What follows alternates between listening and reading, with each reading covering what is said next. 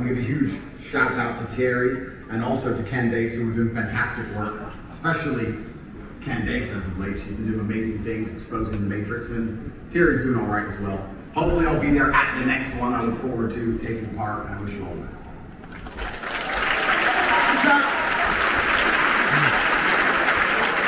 Well, you've already heard the name now, so that's just the moment for the music to start. Candice Owen, she's here!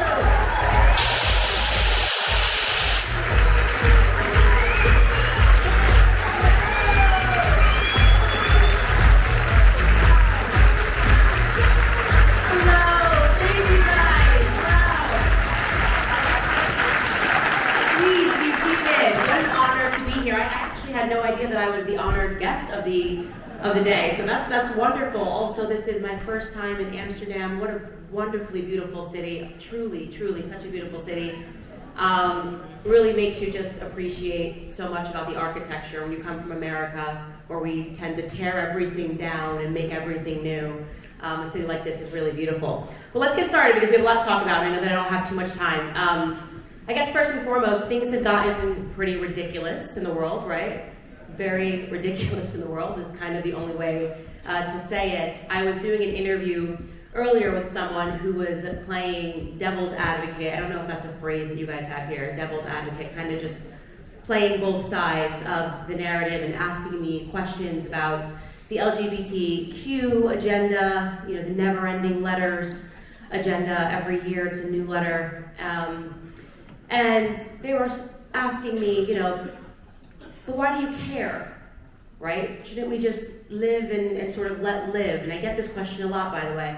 A lot of people who are critical of me, you know, why do you care if this person holds this perspective?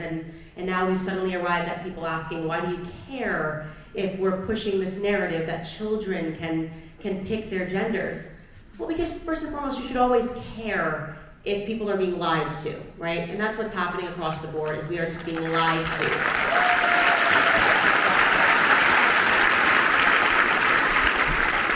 And in fact, we've been lied to so much and so routinely by so many that it actually registers to some people's ears as quite shocking when you simply say the truth. Like, it's a shock. It's, how dare you say the truth? That's not acceptable. You know, in America, we have free speech, thanks to the vision of our founding fathers, and it took me, I guess, really getting into politics to realize how significant that is, to be able to speak freely, why it is so important. If you don't have free speech, how quickly a society can become totalitarian. But what I will say is that the media and the education system has sort of gotten around free speech in America. And the way that they do this is through psychology. Psychology is very important. Psychiatry is very important. Understanding the field of psychiatry and the field of psychology is very, very important. Understanding it historically is very, very important. Because what they do, obviously, is they create this idea of political correctness, right? It's not polite to say to a man that is wearing a dress that he is not a woman. It's not polite. Political correctness. And then the media rushes in and they're calling you names, right? You're a transphobe, you're a homophobe, right? You're sexist, you're racist, you're misogynist. Well, the worst of all, ready? You're a conspiracy theorist.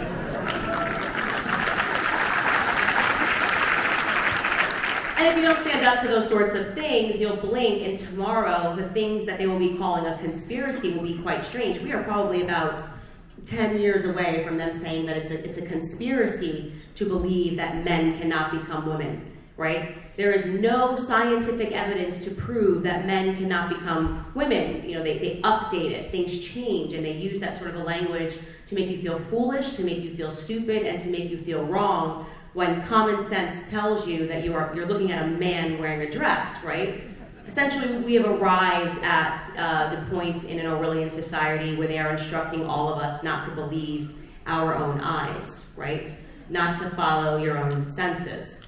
So I'm going to explain to you why I think psychology, psychiatry, all of it is actually the most important thing, and that really has become the weapon of Marxists, right? Understanding psychology. They understand that with enough persistence, you know, your mental is not unlike your physical. So if I'm hitting you in the arm over and over and over again, really hard, eventually you're going to bruise, right?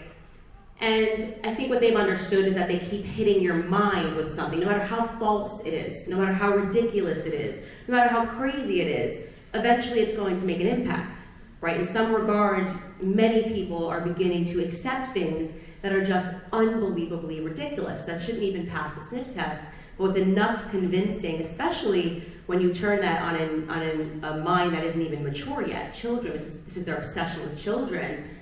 They're starting to pollute their reality, and it's quite scary.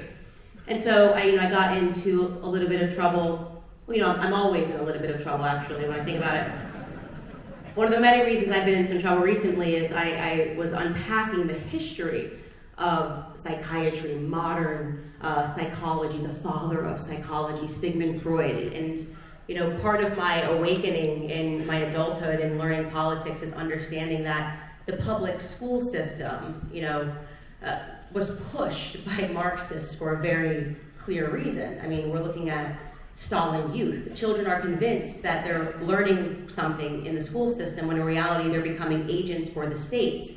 And they're removing parts of history, and they're training people to believe that people that were actually the most sinister people in the world are now being hailed as heroes. And Sigmund Freud really earned my ire.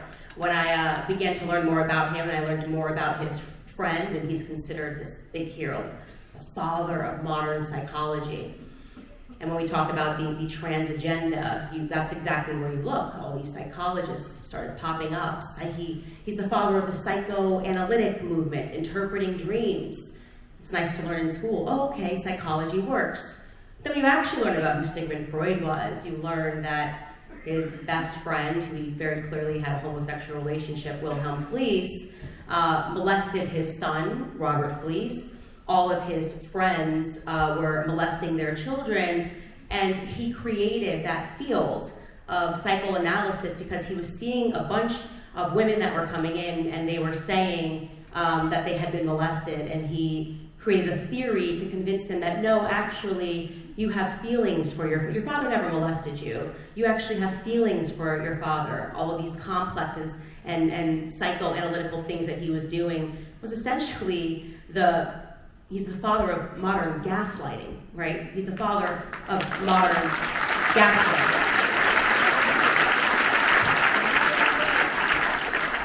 And when you go after their heroes, they don't like that. And what I've done very well is I show people true sources where you can go and look at this, where you can read Sigmund Freud's letters to Wilhelm Fliess. I give them real names. So I don't just say a statement like, the reason why I'm against transgenderism is because I think it will lead to pedophilia. I now say, no. The reason I'm against transgenderism is because I know the history of it, and it began with pedophilia, okay? It began with pedophilia, this entire movement that we're seeing today.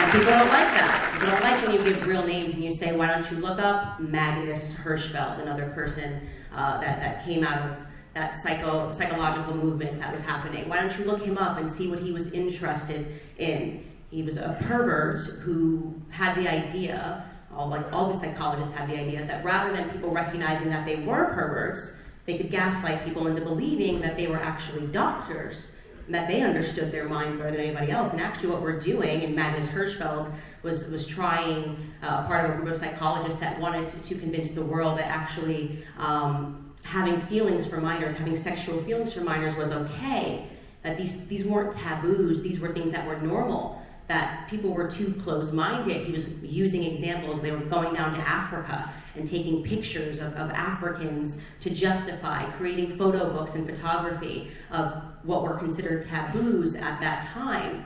People don't know that when they learn this now. People think of psychology as, wow, there was this breakthrough that happened, and suddenly these people were actually interested in making society better.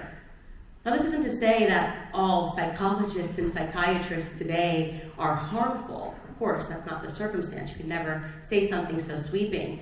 But it is to say that it is important to understand that craft in that field, because when you look around and you want to know the lunacy that we have accepted, it begins with their understanding on how they could get us to accept it, right? And now I see today, you see all sorts of things that you'd never expect, and you wonder, where is all this lunacy coming from, right? I mean, one thing we should never forget is COVID. Wow, I'll tell you what that was.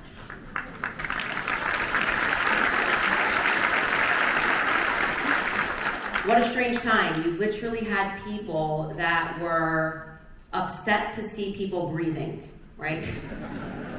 Talk about the success of psychology. This was pretty much a global experiment. Let's see how far we can take it. We are the psychopaths. Let's see how far we can take it. Can we get them to yell at one another if they're breathing?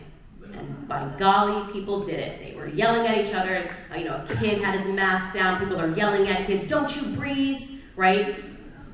None of this made sense. Obviously, it did not make sense, but they were gaslighting you by repeating the thing, right? The constant little punch to your brain. 6 feet social distancing, right? Don't go see your grandma. You're a grandma killer, right? And in your right mind, you're going, this doesn't make any sense. Even on planes, they had a policy that if you were older than 2, you had to wear a mask, but if you were under 2, you didn't have to wear one. Like, the science of that obviously makes no sense. They were making up the rules as they went along, and any person that questioned it, well, of course, we were conspiracy theorists. These are the words they use, by the way. Now that I tell you the words, you're going to pay attention to it. The media's favorite words are bizarre, right? Bizarre conspiracy theory that masks don't work. Bizarre conspiracy theory that the vaccines don't work. Again, trying to gaslight you into believing that we're the experts. We understand how this thing actually works. I mean, the concept of it being 6 feet, exactly 6 feet, something in the back of everyone's mind went, that sounds really foolish and ridiculous. But onward people went, right? Onward, and suddenly, I don't know if you had this here, but in the grocery stores, everyone was walking 6 feet apart like this and yelling if you stepped, closer and you were 5 feet apart. Somebody was yelling, you're gonna make me sick, grandma killer. You want grandma to die. All sorts of insane things that were literally coming directly from the media. And to me, I thought, if we don't pass this mass psychosis, if people start believing this, the globalists are really going to understand how much power they have over humanity, And I instantly said, yeah.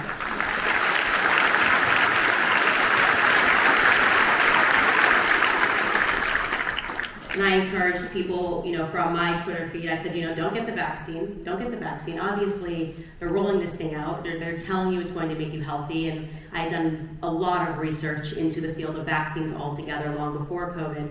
And I understood the evil of a drug cartel that is operating in light, in plain daylight. This is a drug cartel that is operating.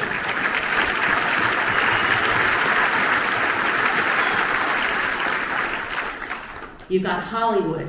Of course, that's a part of the propaganda machine. It was created as a propaganda machine. People in America shocked, had no idea when I tell them that, do you know that your State Department has a budget for Hollywood? There's an entire office in the Pentagon that is dedicated to creating Hollywood films, to tell you what to believe about history, painting a picture for you on who the bad guys are. I mean, throughout my entire life, every movie, the villain was German speaking, right? These little things that you don't realize are meant to seed your brain, to make you think, little punches. Every time you hear a German accent, you better be scared, And these sorts of things that we don't pay attention to. But of course, Hollywood is a part of this agenda. Everything that is bad, they are the drugs that are given to children. This is why they turn these people into idols. This is why they want you to cry when you see these people. They want you to believe that they're some sorts of gods, right?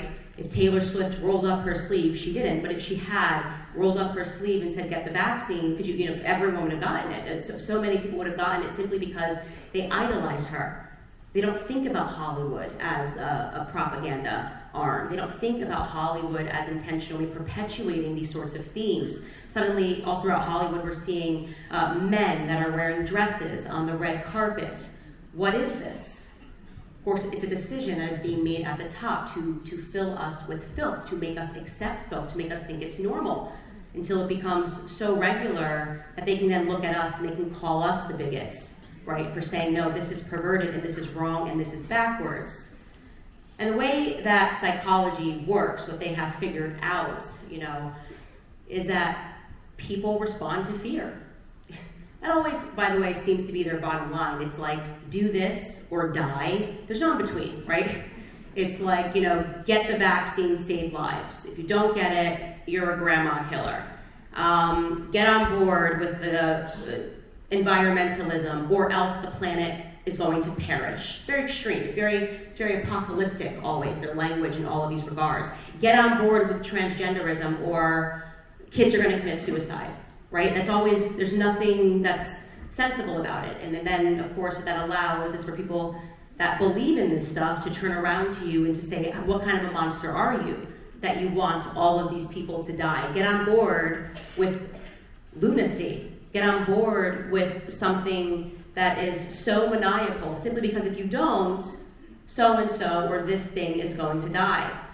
I think a lot of the times people can't quite thread what it is that we're seeing. Because I remember me sort of waking up in politics, and I was hyper-focused initially on Black Americans, of course, because of my own experiences growing up and recognizing that the race narrative was just absurd.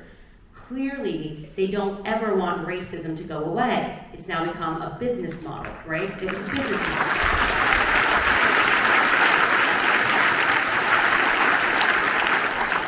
Again, that fear campaign, how do you control all Black Americans? Well, you keep telling them that if they don't do this, then slavery is going to be back. That's it. There's no in between. We're going to go right back down to the South, and we're going to be picking cotton if you vote for Trump.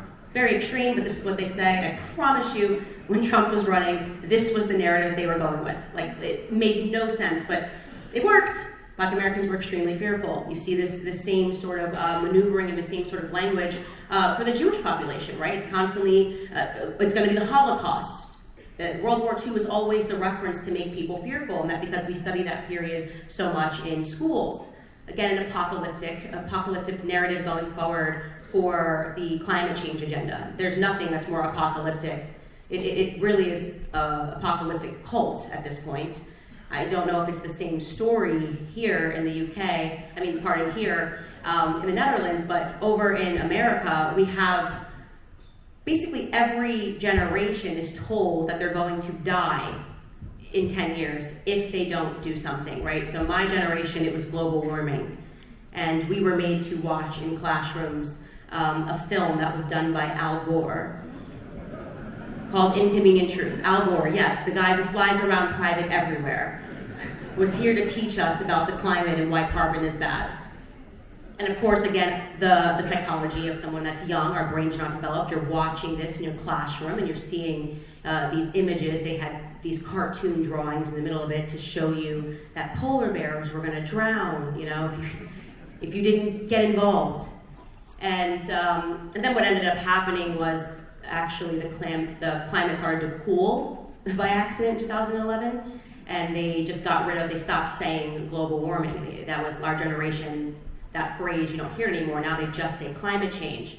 And when you talk to people in older generations, they tell you that it was global cooling for a while. They were all fearful. It's literally the exact opposite. It's like, the planet's going to freeze and you're all gonna die in 10 years. It's always 10 years. I want the kids to know, you've got 10 years and you're dead, kid, right? And people eat it up. We had the ozone layer, we had acidic oceans, acid rain. There was a generation that believed that it was gonna rain, and I don't know what was gonna happen. Maybe they were just gonna perish on the spot. But the point is they keep being wrong, right? The 10 years expires, and that's not to say that we shouldn't care about our planet, that we shouldn't want, less plastic in the ocean. These are common sense things. We know that's obviously not good. But this idea that you're gonna die in 10 years, right? Now we have children that are leaving school, cutting school, because they believe the planet's going to be over in 10 years. And somehow if they walk out on school, it's gonna be fixed or something, right? And you see that and you go, wow, that is the fear campaign, constantly making individuals scared.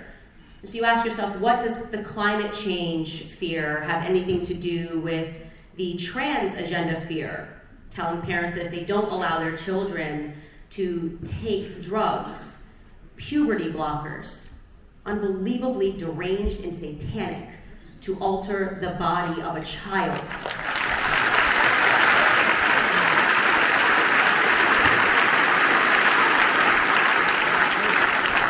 And you ask yourself, how could parents get on board with this? You know, I was so angry about this when I saw this. How could any parents get on board with this? And I've softened to these parents because I've interviewed now people that are trans and that have regret about the transition and realized they were manipulated when they were a child, and hearing their stories, and they say that their parents got on board with it because their parents truly believed, they truly trusted the experts, the psychologists, the psychiatrists, who told them that, no, this is the right thing.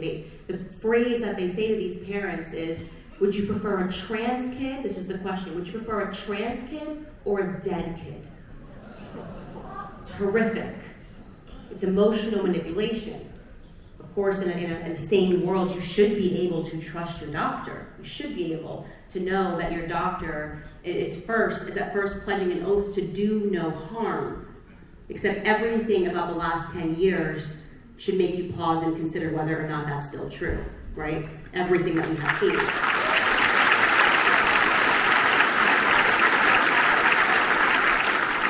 Because don't forget, and this is not to say that all doctors are evil, but don't forget that they have the same brains that we all have.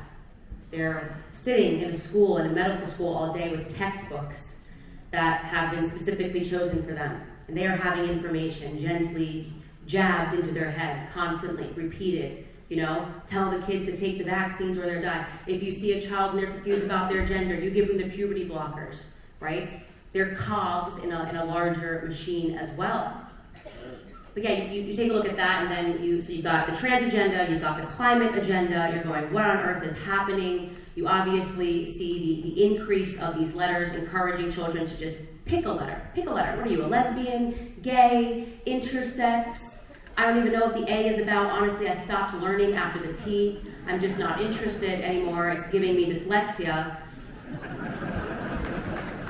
Seriously, it's dumb, right? Then you look at feminism, and this one's really interesting. I absolutely hate feminism. The worst thing is cancerous. Let me just say, LOL to anybody that thinks we are living under a patriarchy. We are very clearly existing under a matriarchy, and it is hell, and I want off, right? I want off the crazy thing. You look at the feminist movement, and it's crazy for a lot of reasons. It's crazy because it is the encouragement of things that don't make women happy, right? Like a couple of people got together and were like, oh, we should tell men not to hold doors. What? We should pay on dates. What?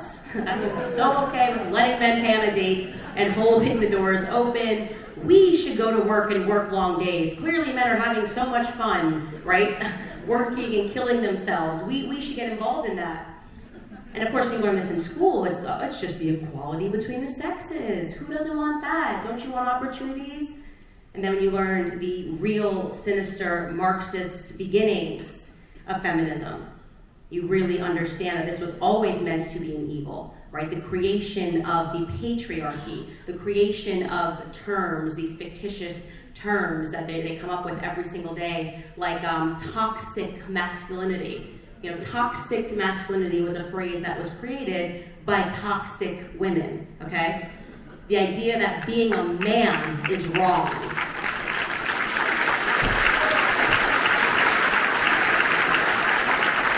And at the same time, and this is what's very confusing, that they're telling women to be like men. Go climb the corporate ladder. Just be a man. It's so much fun. Do some push-ups. At the very same time they're telling women to do this, and women are miserable, and a lot of people make fun of the women that are now on TikTok. I don't have a TikTok, but these videos get sent to me from my producer of women crying. They're leaving university, and they're suddenly smacked in the face with the real world, right? All that fluffy, it's gonna be amazing. You're gonna work really long days and make no money. And women get out and they're genuinely shocked. Their tears are real on TikTok. I believe that those tears are real. And I defend these women because they've been sold a lie. Their whole life they've been sold a lie. They're told to do the opposite of what would make them happy, right? The opposite of finding a partner in life. And then, quite magnificently, men are being told to act like women. Women are being told to act like men, and men are being told to act like women, right? Again, these phrases, toxic masculinity. Oh, men, you should cry more, share your emotions. How about don't, right? How about don't?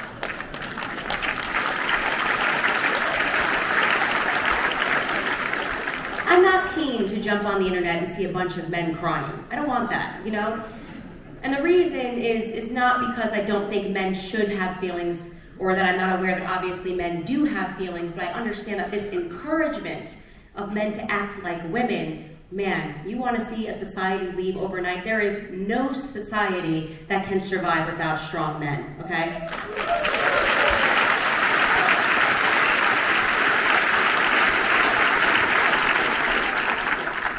And similarly, there is no society that can survive without women in their divine role. You see,